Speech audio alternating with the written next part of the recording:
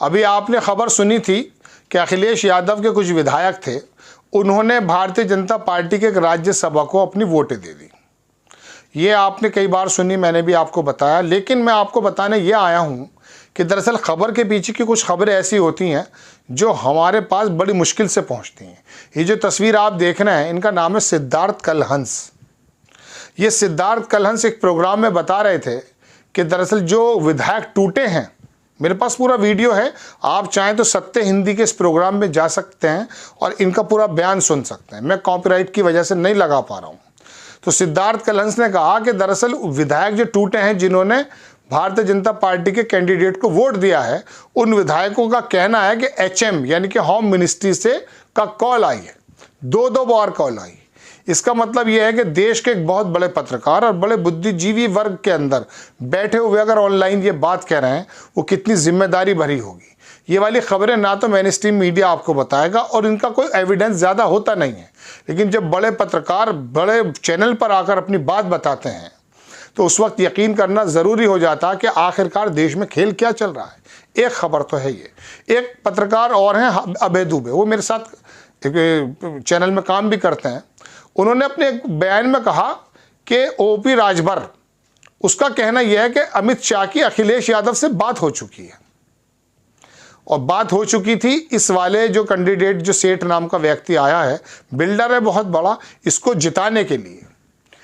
एक मिनट के लिए मानिए कि उनकी बात में ओम प्रकाश राजभर की बात का वैसे भरोसा नहीं किया जा सकता, लेकिन अगर वो पत्रकार कह रहे हैं, उन्होंने कहा एक मिनट के लिए मानिए अगर ऐसा है तो क्या आप और मैं बेवकूफ़ तो नहीं बन रहे।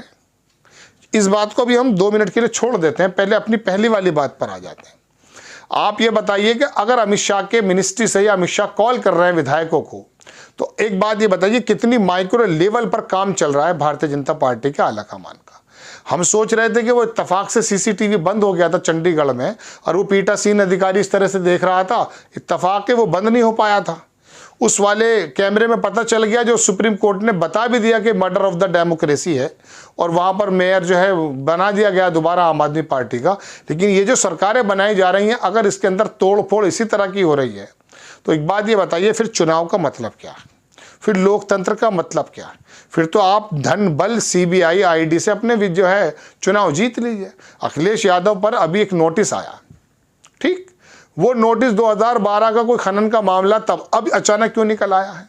तमाम नेताओं को डरा करके, चूंकि अखिलेश यादव जब से कांग्रेस आई से हाथ मिलाया है, वो जो इंडिया गठबंधन था वो कुछ दबता हुआ दिख रहा था, लेकिन वो उठ गया।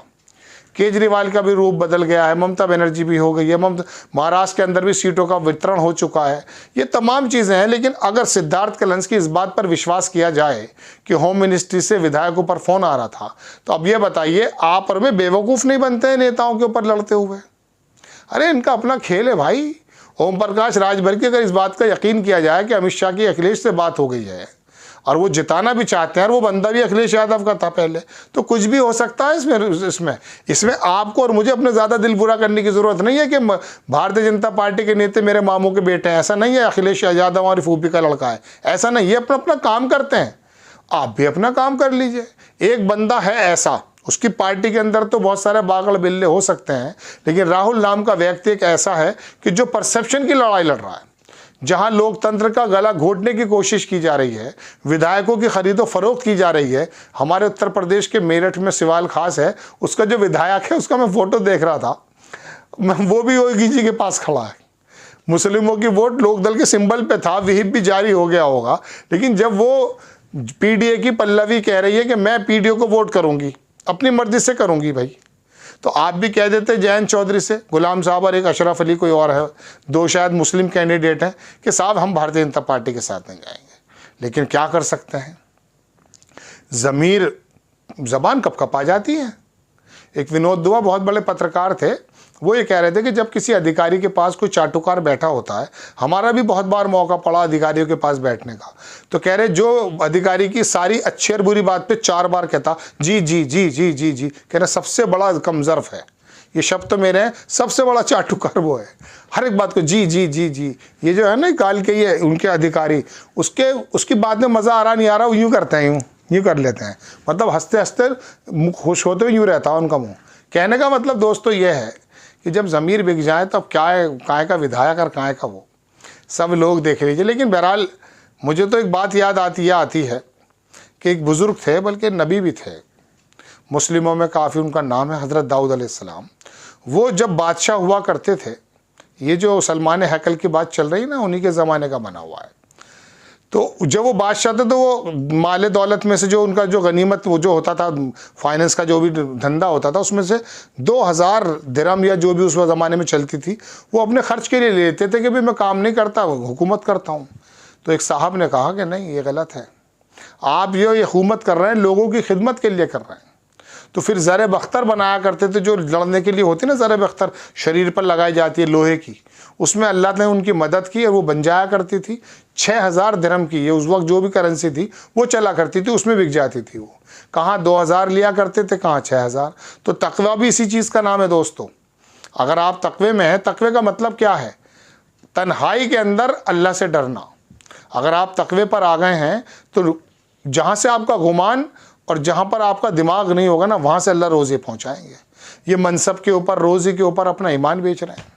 कह देते साहब योगी आदित्यनाथ जी से कि साहब नहीं, हम नहीं करेंगे, जयंत चौधरी जी हम नहीं करेंगे, हम एब्सेंट हो जाएंगे सर, लेकिन देंगे नहीं। अगर गलत है तो गलत है, लेकिन क्या कर सकते हैं, सभी लोग जो हैं सजूद में आ गए।